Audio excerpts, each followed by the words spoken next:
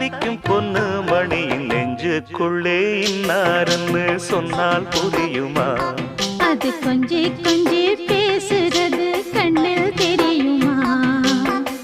உலகே அழிஞ்சாலும்